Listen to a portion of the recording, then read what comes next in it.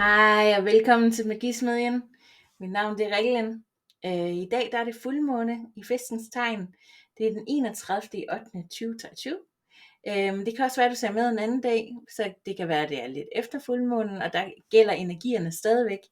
Ellers så har jeg valgt at lave en tidsløs læsning, hvilket vil sige, at du kan se den på det tidspunkt, som du nu ser den, og så vil den give mening for dig. Men temaerne, det vil være de her omkring fuldmånen i fiskens tegn, som er det her spirituelle og det mystiske, og hvordan vi kan inkorporere det spirituelle mere i vores hverdag. Når det er fuldmånen, så er der noget, der kulminerer for ligesom at aftage igen, ligesom månen aftager efter fuldmånen. Og det kan være en spirituel praksis, som har udtjent sin værnepligt. Det kan være noget relationelt eller noget følelsesmæssigt, du oplever, at det er på tide, at det skal afvikles eller have en anden karakter, end det har haft. Det betyder også, at der er 15 dage til at lancere min hjemmeside, magismedien.dk. Jeg glæder mig rigtig meget, og jeg er også lidt spændt og nervøs, fordi det bliver min første live trækning af orakelkort og tarotkort i min gruppe Magismedien ved Reglen. Og det var noget, jeg godt kunne finde på at gøre fast, og trække nogle gratis orakel- og tarotkort. Så kig ind og få svar på de spørgsmål, du måtte have, og hvis der er nogen vejledning, du søger i dit liv, så kom ind og vær med. Det bliver cirka fra kl. 20 til kl. 21, altså den 15. september 2023. Ja. I dag vil de 3 grupper være repræsenteret af 3 røgelsesredskaber. Der ligger en slags røgelsesvifte ved gruppe nummer 1, en salviestik ved gruppe nummer 2, og en anden slags røgelsesvifte ved gruppe nummer 3. Vælg den bunke, du er mest tiltrukket af, og så ses vi inde i læsningen. Enjoy! Hej gruppe 1, velkommen til din læsning. Det er dig, der valgte den her fancy fine røgelsesvifte, synes jeg selv, som jeg selv har lavet, af nogle fjer, jeg har henholdsvis fundet og købt og fået og sådan noget. Ja, jeg vil bare springe direkte ud i din læsning. Jeg har taget nogle, som sagt i indledningen, nogle fiskerelaterede spørgsmål. Og det er som blandt andet har med spiritualitet at gøre. Og første spørgsmål er, hvor vil mine guider guide mig hen? Og der er 9 mønter. Så tager vi sådan et månekort her.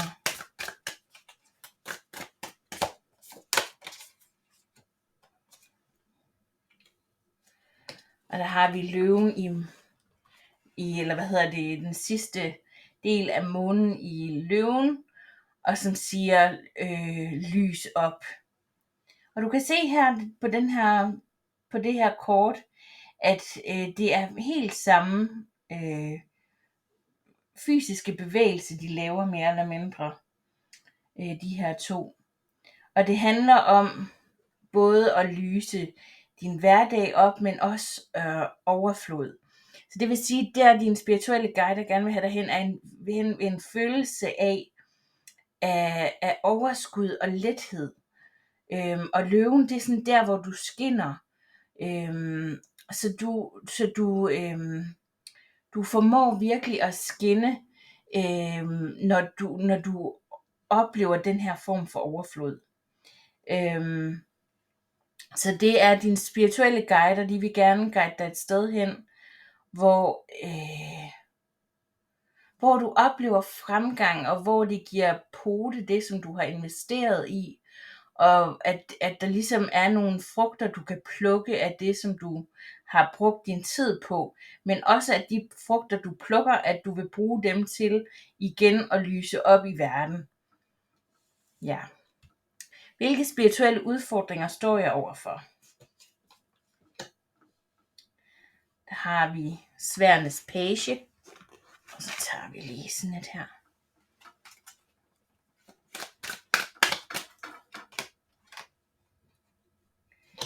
Relationships.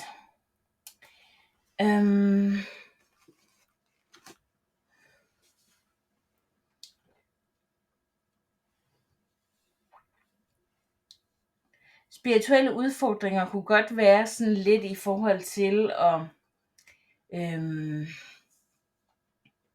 at der er rigtig meget luftenergi. Det vil sige, at der er sådan en form for intellektualisme, en form for, jeg tænker meget vandmand her, altså sådan, som er meget i tankerne, og som er meget flyvsk, og som er meget sådan dedikeret til at lære ting.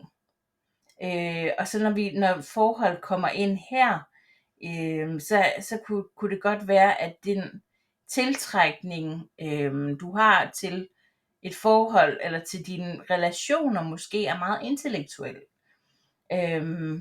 Og derfor vil der intellektuelt tjener dit højere, hvad kan man sige, bedste på en eller anden måde.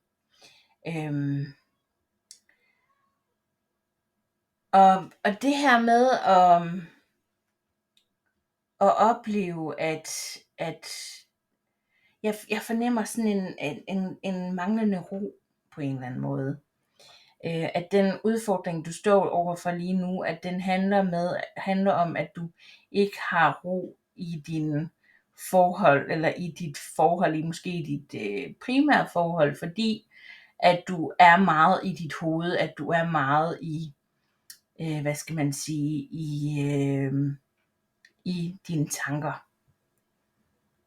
Hvordan kan jeg blive mere spirituelt guidet i min hverdag? Det vil sige her. Der har vi noget med jordforbindelse, ja. Lige netop som kontrasten her til at være meget i hovedet.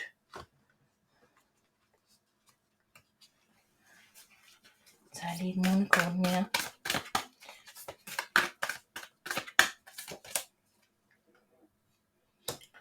Focus on the positive.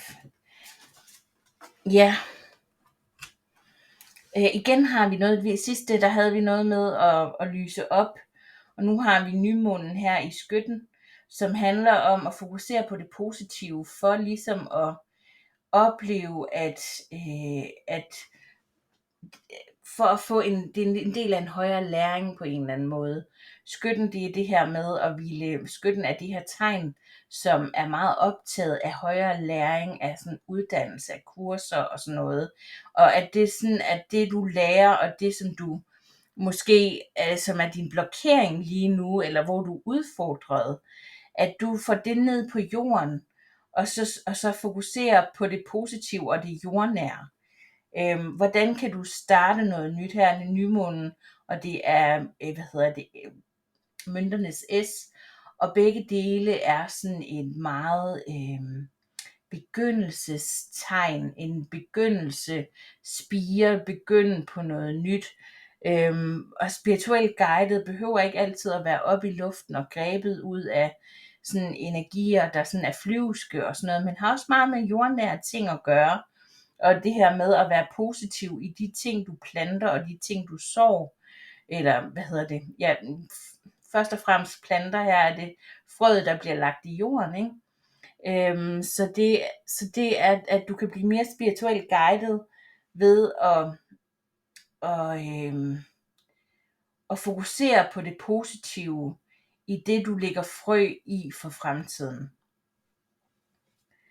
Er der noget i mine relationer, jeg skal være opmærksom på? Nu skal vi se, om vi løber tør for plads. Jeg flytter lige den her. Og så tror jeg gør sådan her.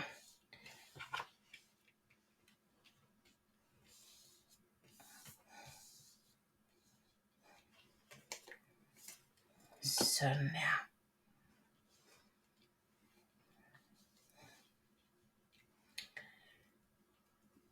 Er der noget i mine relationer, jeg skal være opmærksom på? Ja, må vi lige se her. Så har vi sådan en kort her.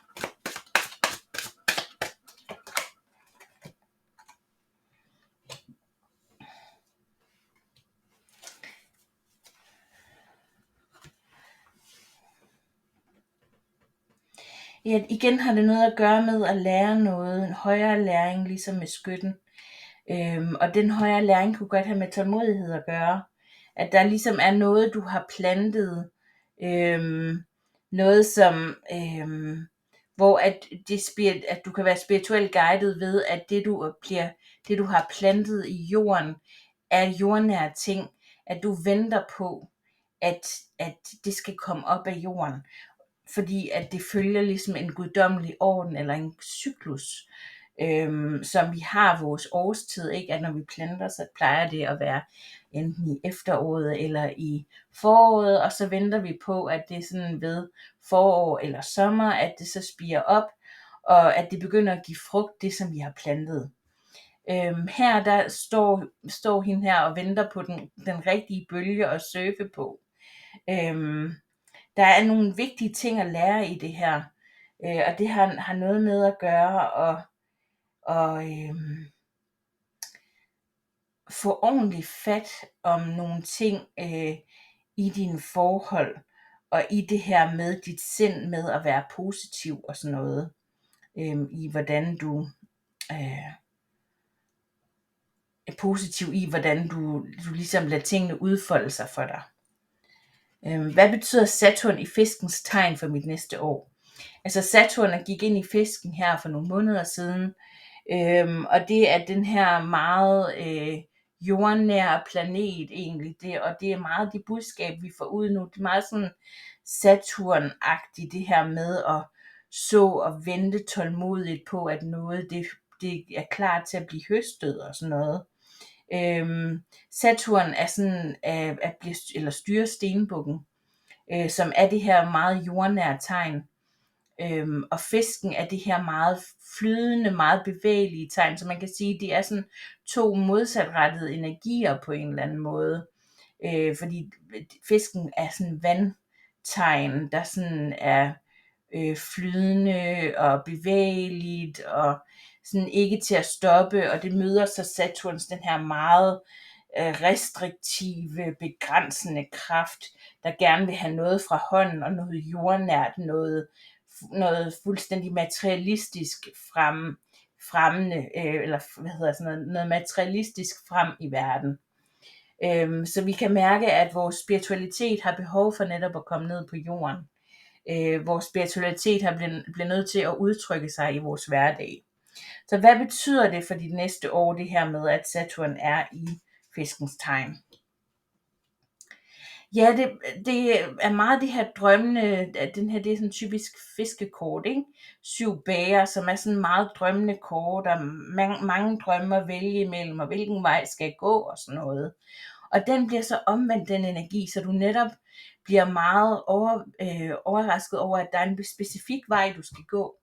Det er ikke sådan wishy-washy, eller sådan på en eller anden måde sådan meget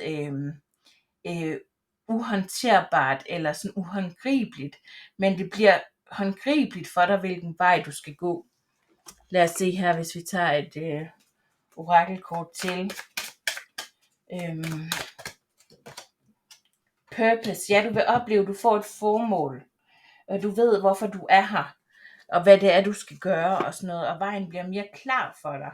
Det kommer til Saturn i fiskens tegn til at betyde for dig. Og så fordi vi har sådan et røgelsestema, så har jeg valgt det sidste spørgsmål til at være, hvilken åndelig mester skal jeg brænde røgelse for i mit liv? Og så har vi de elskende omvendt. Og der har du sjovt nok også skytten repræsenteret ved den her pil her. Og højere læring. Og så skal vi se her, så har jeg et med opstigende mestre på her. Horus Cosmic Gateway. Og det igen har det noget med højere læring at gøre, skytten, som vi havde herover. Og det Horus, det er også det, han eksemplificerer. Det er det her med, at vores tanker vi tiltrækker det, vi tænker på. Så når vi står der og skal have tålmodighed med, hvad det er, vi har plantet, og vi sådan ligesom er klar over, hvad det er for en vej, vi skal gå, og hvad vi skal sigte mod, så skal vi være ekstra klar i vores intention også. Det er ligesom den, der danner grund for magi blandt andet, ikke? At hvor vi har en stærk intention, det giver den vej, som magi kan gå, og som gør, at vi kan tiltrække ting til os. De elskende på hovedet handler om, at der er et valg, som ligesom er truffet for dig på en eller anden måde. Det samme energi som her, hvor at vejen er klar, og i stedet for, at der er mange valgmuligheder, eller at du skal træffe et valg, du står over for et valg, så føler jeg egentlig, at valget er truffet for dig, og dine tanker, og de tanker, du er meget ensporet i dine tanker, eller vil være det. Så derfor brænd noget røgelse for Horus, og tænk på det, du vil have, og den formål, som du er så klar over, eller når du bliver klar over det, så kunne du brænde røgelse for Horus og sige tak, fordi at vejen for mig er klar.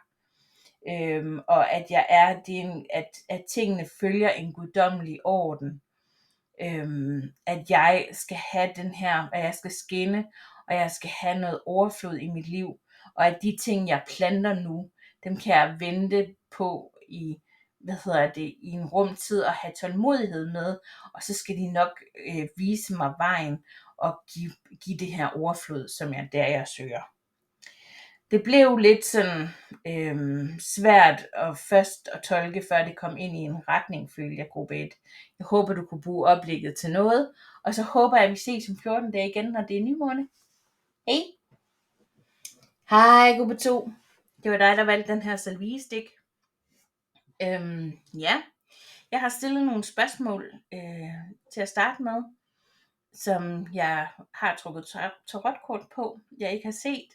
Og så vil jeg trække nogle orakelkort hen ad vejen. Så lad os bare springe ud i det.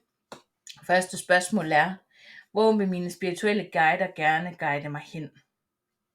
Der har vi 5 sværd og 2 sværd. Ja, lad os se, hvad orakelkort siger.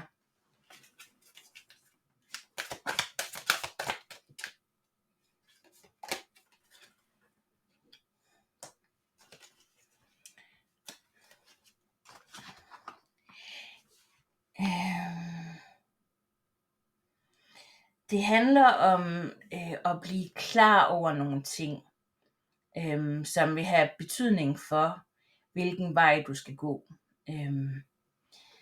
Det handler om at guide dig hen, hvor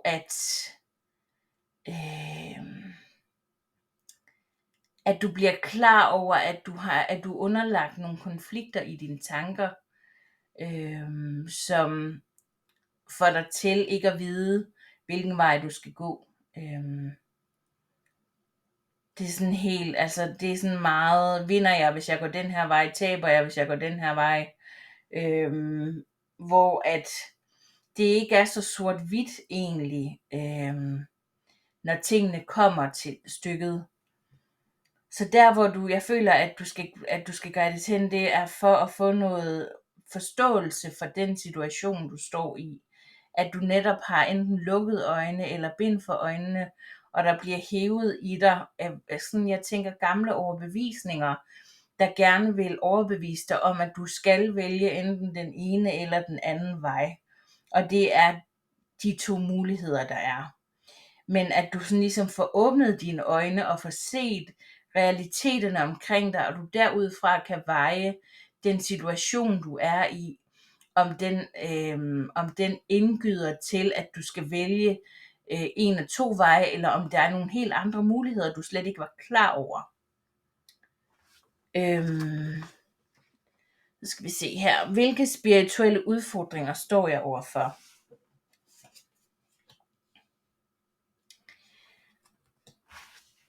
Jeg tænker, du har svært ved at starte på noget nyt. Du har svært ved ligesom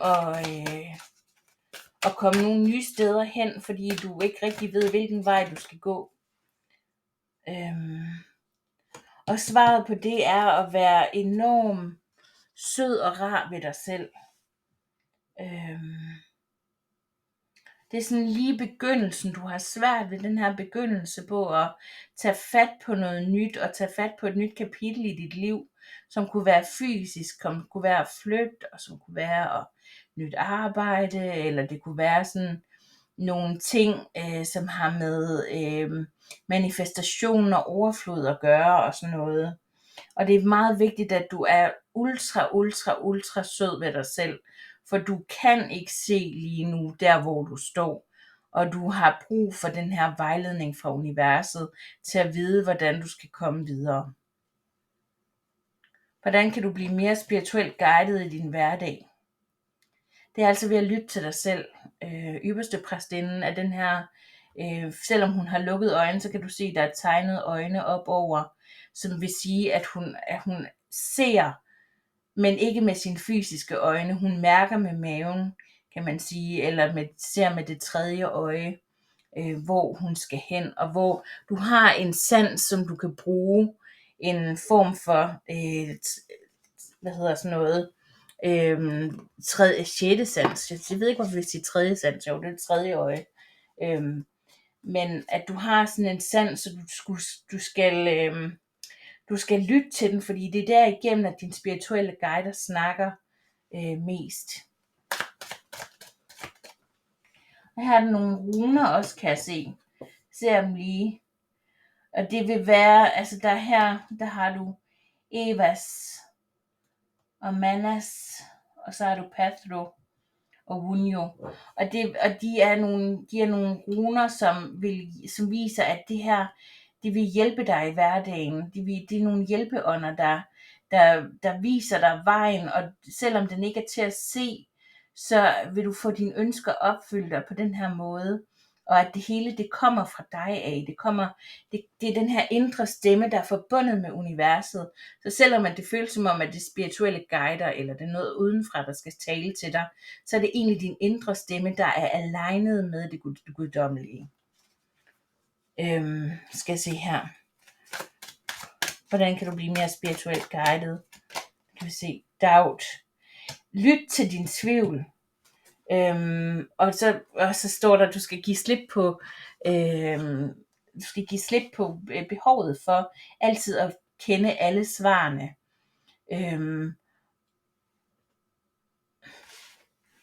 Hvilket sådan lidt taler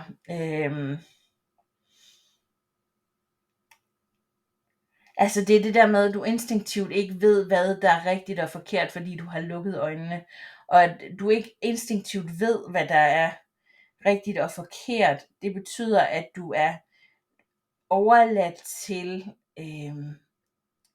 din tvivl og din tro og sådan nogle ikke håndgribelige ting, når du skal lægge dine frø i jorden, eller når du skal arbejde på det, der er håndgribeligt, det nye sted, du skal hen.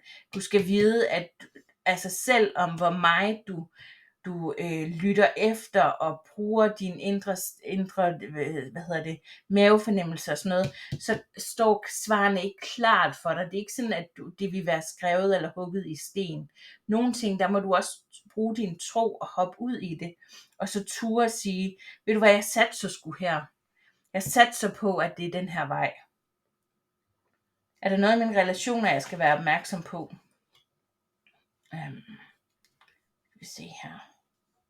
7 sværd.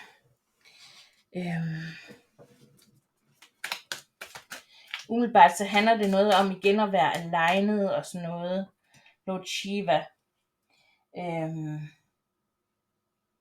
Ja, det er sjovt, ikke? Fordi det handler om at være, altså i dine relationer, at være alignet med, først og fremmest det her med dig selv og dine chakra. De 7 stave her, de har alle farverne for dine chakraer, som er dine energifelter i kroppen. Og der gælder det om at være alignet i dig selv, for at kunne aligne med dine relationer, for at kunne relatere bedst muligt til dem. Og Lord Shiva siger her, at du skal ære din indre kraft, altså din energifelter, din indre kraft, fordi at du bliver vist vejen, du skal gå. Og det, altså, der er så mange ting, der fortæller dig, hvilken vej du skal gå, hvis du tør lytte til dit indre energisystem, og du tør lytte til dine energier og din mavefornemmelse. Så står vejen for dig, men den er ikke skrevet i sten.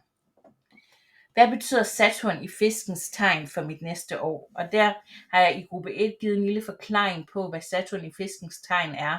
Og Saturn er den her meget begrænsende planet, som sætter grænser for os, og som sørger for at indskrænke, når vi vil et eller andet, og vi så har 40 milliarder idéer, så er det ligesom Saturn, der kan komme ind og så sige, men altså, hvis det skal et eller andet sted hen, og det skal give mening i fysisk, konkret form, så har du behov for at indskrænke dit felt.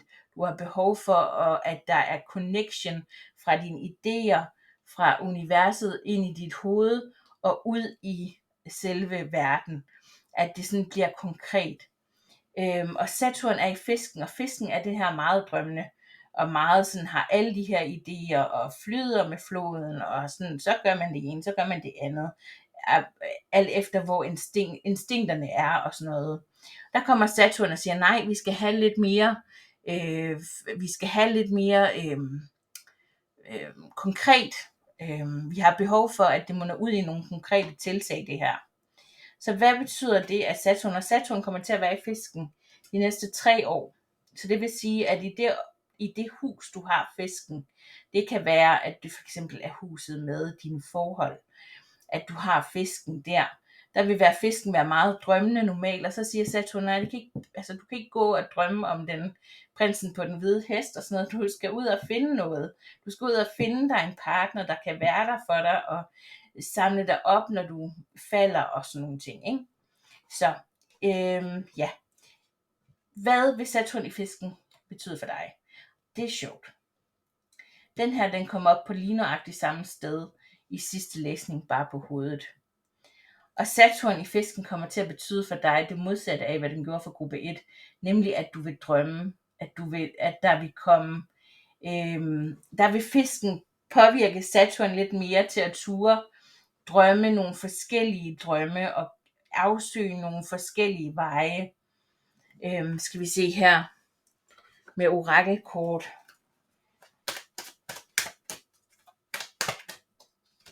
Sådan her. Og at der vil komme noget disciplin ind over dine drømme. Det tror jeg er en rigtig god ting. Det her med, at ja, du kommer til at at fyldestgøre dine drømme, eller du vil, det som du sætter dig for, det kommer du til at opleve. Og der vil komme disciplin, så Saturns rolle er disciplin, og fisken er dine drømme. Og så har vi her solen til sidst, som er, hvilken åndelig mester skal jeg brænde røgelse for i mit liv. Og jeg tænker, det er fordi, vi har en røgelses tema. Så skal vi se her. Der har du solen, og du har Serapis Bay Ascension. Ja, det var sjovt. Der siger her, løft dig op over mørket, lyset er her, og du får solen. Og det er at bevæge dig ind i dit ægte selv. Så det hele den her rejse skal betyde for dig, det her med fuldmånen i fisken, eller det kapitel, du står over for lige nu, uagtet hvornår det er, der vil dine spirituelle guider gerne give dig noget mere disciplin, og noget mere håndfast og fysisk, realistisk ind i dit liv. Og at du ligesom oplever at blive mere alignet med dig selv og din intuition, for at mærke, hvad er det egentlig du vil, for du kan være sådan lidt forvirret og ikke vide, hvilken vej du skal gå. Så gruppe 2, jeg håber virkelig, du nød din læsning, og jeg siger mange tak, fordi jeg måtte læse dig, og jeg håber, vi ses igen om 14 dage, til når det er nymåne igen. Hej! Hej gruppe 3, velkommen til din læsning. Det var dig, der valgte den her anden røgelsesvifte. som jeg lige lægger væk, fordi den er ret stor. Og derfor nok også den mest effektive røgelsesvifte af dem, der har været i det her oplæg. Men ja, jeg har stillet nogle spørgsmål, som jeg har trukket nogle tarotkort på allerede. Orakelkort trækker jeg hen ad vejen i læsningen, og jeg tænker, at vi bare springer direkte ud i det, og stiller første spørgsmål, som er: hvor vil mine spirituelle guider gerne guide mig hen? Og der har vi sværdenes dronning. Lad os se, hvad baggrunden er for det.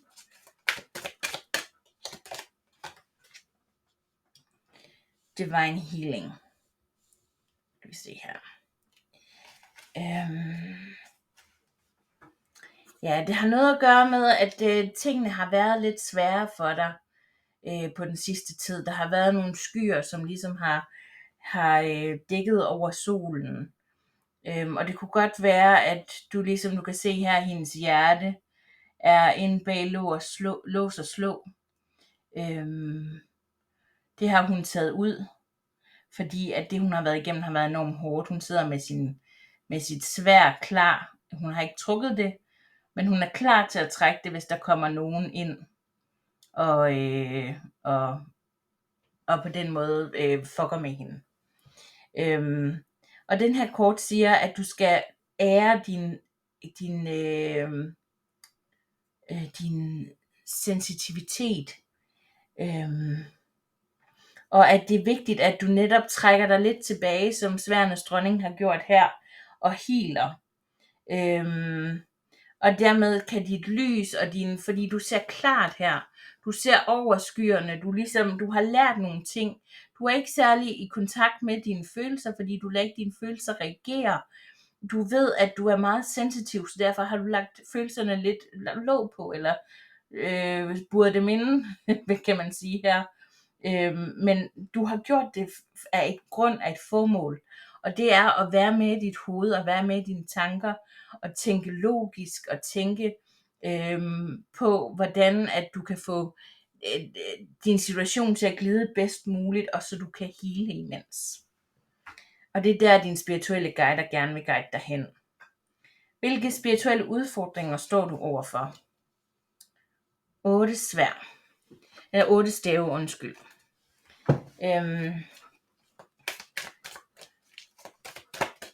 Skal vi se her.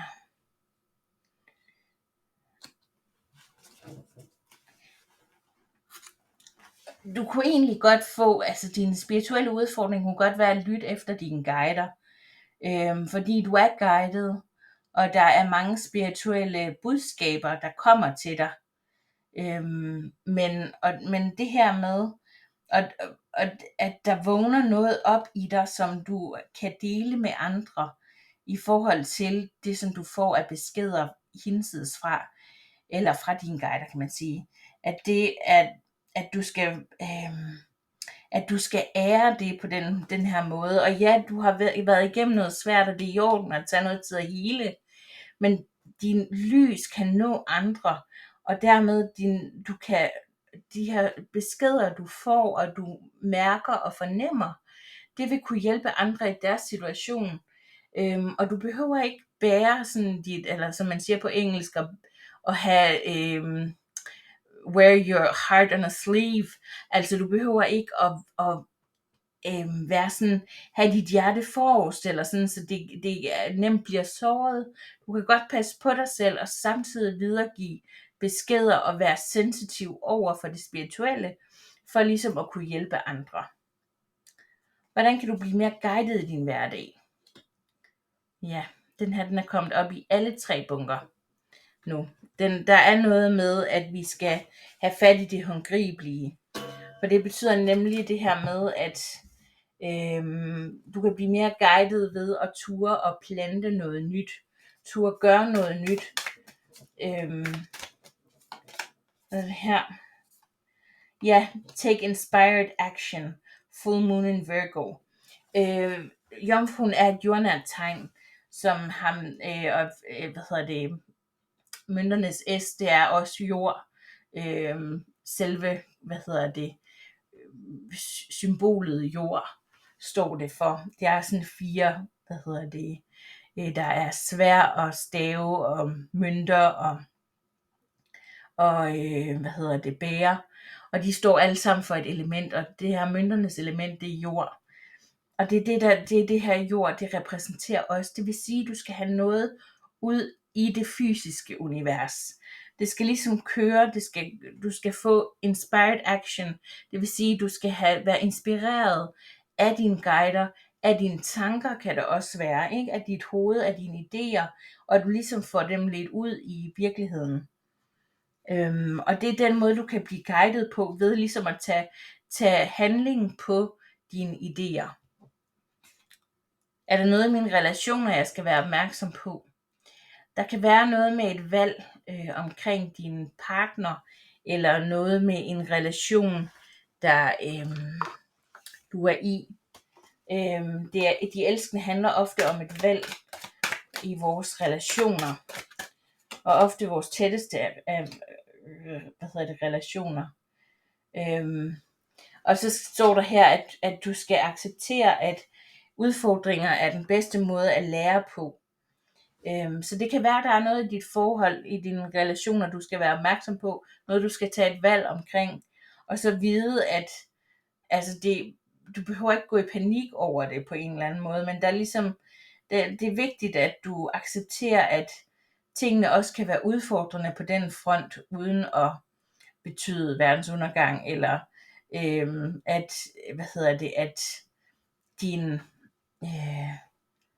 at det ligesom er i fare, det du har, men at du ligesom, at du også tager inspired action lige med at du også er inspireret til at handle i dine forhold, tænker jeg, og tør tage nogle valg. Hvad betyder Saturn i fiskens tegn for mit næste år? Saturn er i fiskens tegn i 3 år, og Saturn er den her meget begrænsende planet, der er meget jordbunden, og som sådan gerne netop vil have konkrete handlinger ud i livet, ført ud i livet. Og fisken er det her enormt drømmende tegn. Så hvordan vil det udfolde sig for dig? Her har vi stavenes konge. Han er bestemt ikke dårlig. Jeg rykker lige lidt her. Sådan der. Og så får vi det her balance. Stavenes konge, han er sådan en, der har det kunne godt vise sig noget om, at du udvikler dig til at få enormt meget styrke, og at Saturn i fisken betyder, at du kan kapitalisere på den her styrke og føre dine visioner ud i livet, men at du kan gøre det med en form for balance, hvor at du er stærk nok til at vide, stærk nok til at balancere de forskellige elementer, tænker jeg egentlig, i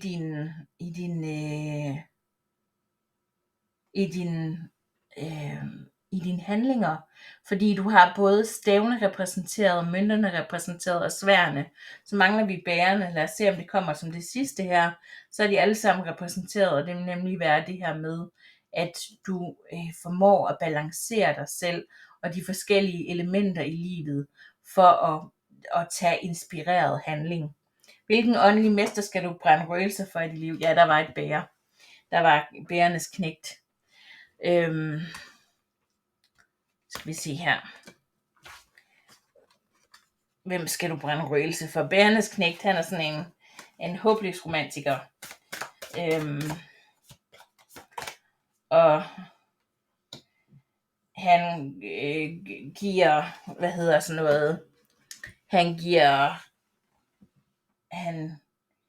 han er netop en, der kan lysne din verden op. Jeg tager lige sådan en her, fordi det her, det er egentlig de mestre, opstigende mestre, som du kan brænde røgelse for. Nu har vi røgelsestema. The Divine Director. Ja, det ligner meget godt, ikke? Intervention and Purpose. Du skal vide, at du bliver guidet, og at det at være glad er dit mål.